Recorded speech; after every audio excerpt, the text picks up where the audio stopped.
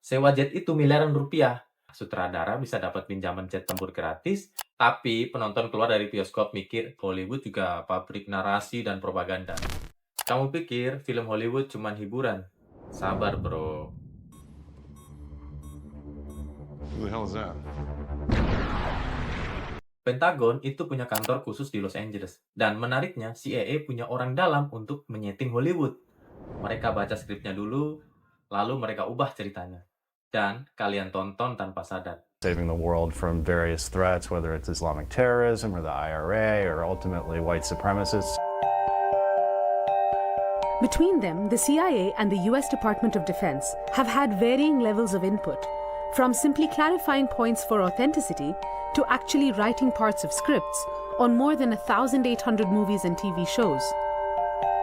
When it comes to influencing filmmakers, shaping the story, the Pentagon is usually in a stronger negotiating position than... Ini bukan teori konspirasi, ini fakta yang tercatat di dokumen resmi pemerintah AS. Dari Top Gun sampai Argo, dari Zero Dark Thirty sampai Captain Marvel, lebih dari 2.500 film dan serial TV, semua dapat sentuhan tangan manis dari militer Amerika.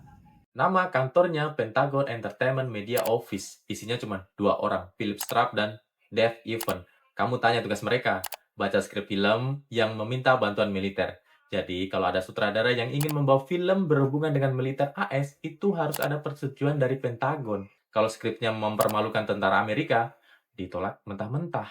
Kalau skripnya memuji-muji dan bagus banget, seolah-olah tentara AS tidak punya celah untuk dikalahkan dan selalu menang dalam pertempuran.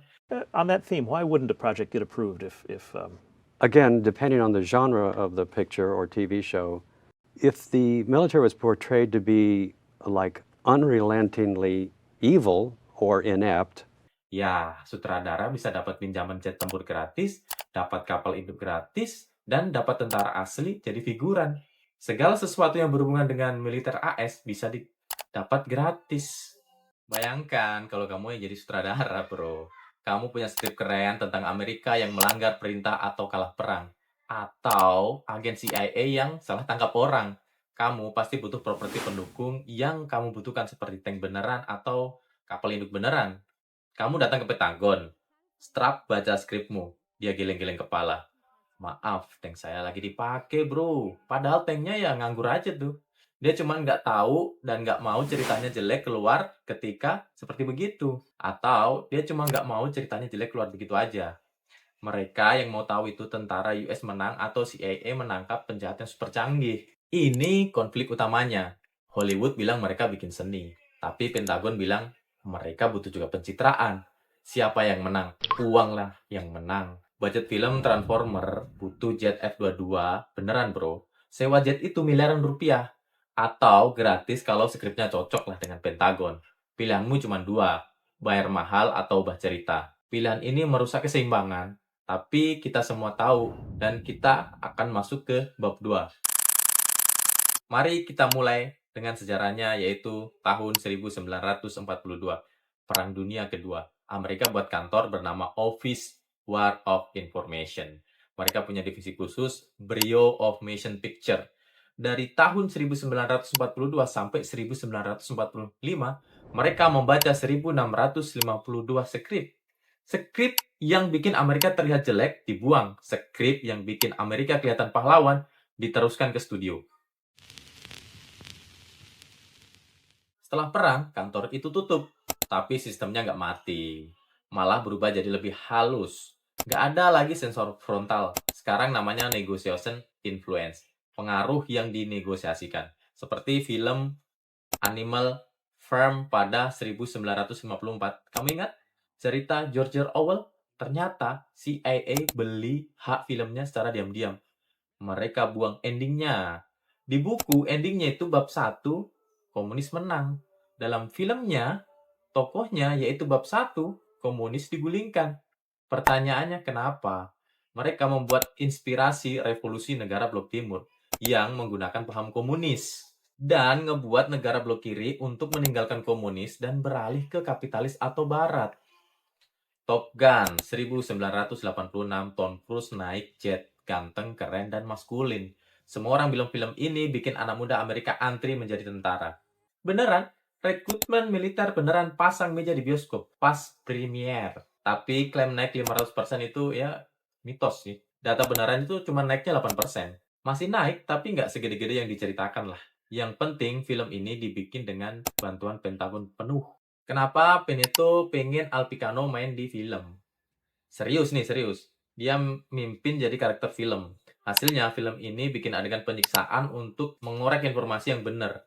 Kelihatannya sih efektif. Padahal data bilang metode penyiksaan itu nggak efektif. Bayangkan saja kalau kamu disiksa, disuruh ngaku sesuatu yang tidak pernah Anda kerjakan. Kemudian kamu mengaku, datanya pasti bohong. Tapi penonton keluar dari bioskop mikir, CIA keren bro, penyiksaan itu perlu. I'm just gonna shave you, partner. Take it easy. Take this, Mitch. Oke, sekarang kita kasih jarak ya. Nggak semua film Bollywood itu propaganda. Itu nggak ada hubungannya sama Pentagon. La La Land juga nggak ada.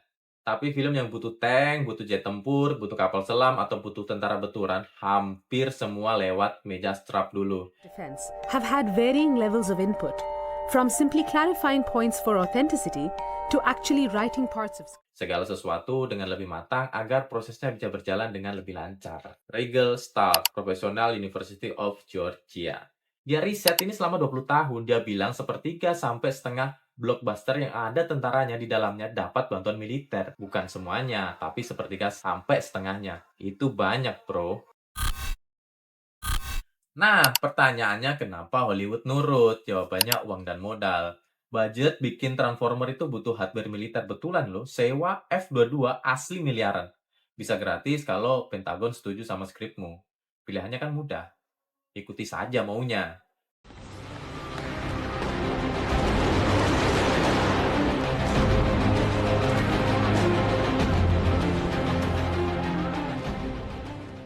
Tapi ini lebih dalam lagi, bro.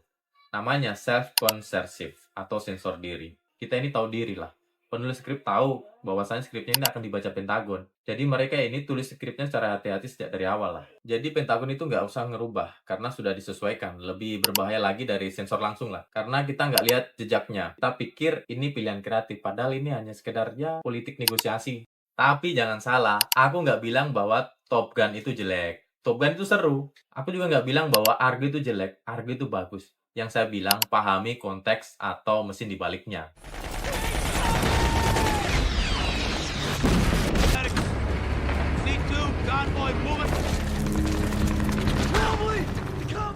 Black Hawk Down, film tentang pertempuran Mogadhu 1903. Skrip awalnya ada scan yang namanya kenapa kita ke Somalia. Scan ini dipotong sebelum dirilis. Pertanyaannya, kenapa? Karena film dirilis pada bulan-bulan setelah tanggal 9 2011. Kita tahu itu apa?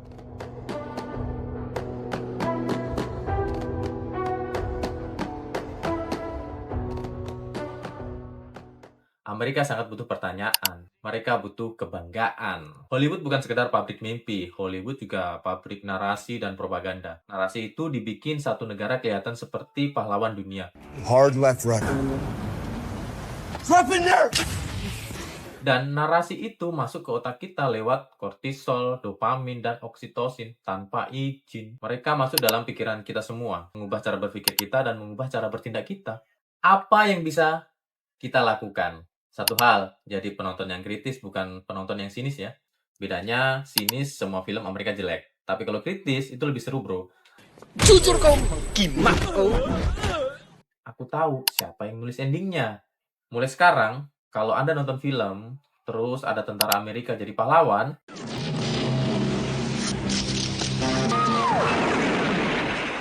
tanyalah, apakah Pentagon baca skripnya dulu? Nonton film yang CIA jadi pahlawannya? Bin Laden is the one who keeps telling them to attack. Tanya, apakah ada adegan yang dibuang beneran atau fakta yang dibuang beneran? Karena yang dibuang itu sering jadi data yang sebenarnya. Dan kebenaran itu hak semua orang.